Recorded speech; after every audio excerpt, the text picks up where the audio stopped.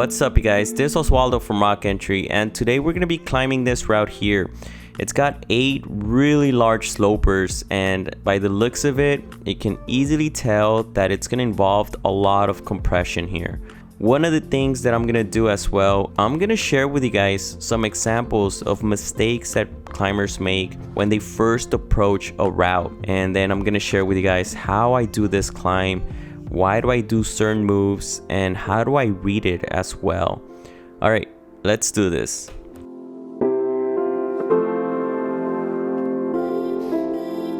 Let's start off with some of the mistakes some climbers make when approaching a climb. Mistake number 1 is not having a plan, just jumping into the route and just trying to figure it out as you're going up. And mistake number 2 is pretty much throwing for the moves, just really carelessly throwing dynamically for the moves when it's really not necessary. Number 3, real quick, is forcing a beta. So sometimes when you see somebody climb a route, you see one beta, one way they do it, and you try to mimic it and not really understand that it might not work for you. So those are the 3 quick things to note when you approach a climb. Now, you guys, I'm going to share with you how I approach a climb. The first thing I do, if possible, inspect the holds that I can. So sloper holds are tricky. They have their sweet spot and you have to find it. So one of the things I'm doing here is just getting a hold of this hold. And as you can see here, if you circle this, I can show you where the sweet spot of the hold is. And as you can tell, it's just on this side here, on the right side. The rest of it, there's no need for it. It's such a big hold. The majority of this hold is useless pretty much. So I'm just sharing with you guys the sweet spot of this hold, finding it, and then I keep that in mind. If it looks like a similar hold like the others, I would assume it's probably a similar sweet spot. So at this point, I'm reaching out for the next hold here, just getting a feel to see if I have to reach to do these compression moves, because I can tell already by looking at this route that it's going to involve a lot of compression moves. So that's in my head as well. So right now I just want to get a feel for it, you know, get a feel for that compression. How long of a reach do I need? Where do I need to hold it? How do I need to compress? And from there I step back and then I look at the entire route. Usually with compression climbs, it involves a lot of heel or toe hooks. So then I think about that in my head. Okay, I'm gonna compress here, but where am I gonna need my heel hooks and toe hooks? Where am I gonna place them so I can aid my hands as well? And then on top of that, I think about my body positioning. Where's my center of gravity is gonna be and why? So those are the things I think about throughout the route before I get on it. Now, after all this, I get a little bit more confident about the climb because now I have a really good feeling what I need to do, and then I just try it.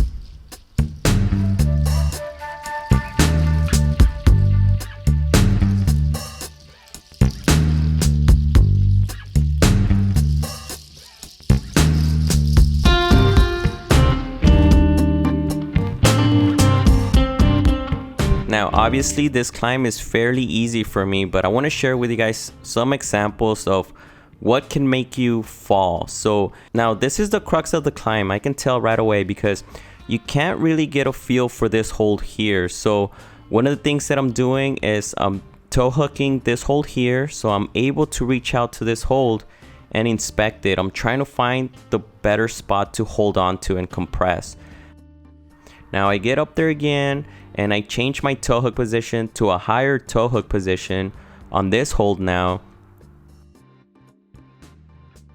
And as you can see, I still can't reach it. So then I change it up and I start using my heel hook at this point.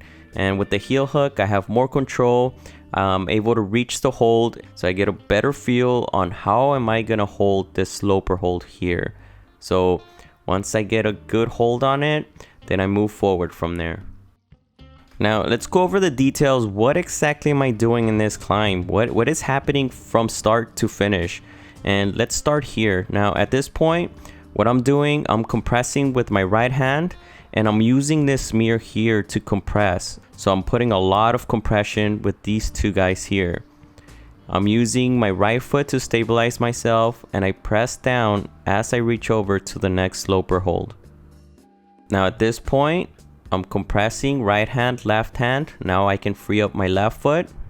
I bring it up. Now once again, compressing both hands, right hand, left hand. Bring up my right foot, but I'm pressing down with my left foot. I'm trying not to use my upper body at this point. Now I'm using a heel hook so I can compress. I'm pulling in with my heel as I reach over to the next hold. Now I change my heel hook to a toe so I can press down and set up my next heel hook.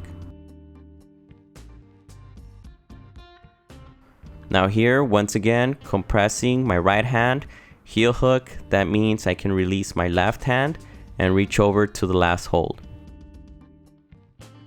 So notice, before I even let go of any of these 3 points, I have to make sure I'm set on my left hand because I have to find that sweet spot. So I have my right hand here compressing with my left heel hook, and I keep my right foot engaged as I'm trying to find that positive side of the hold here. Once I find it, then I can move on. You guys, if you find this useful or helpful, please do hit that like button. Love you guys so much for watching, and I'll see you next time.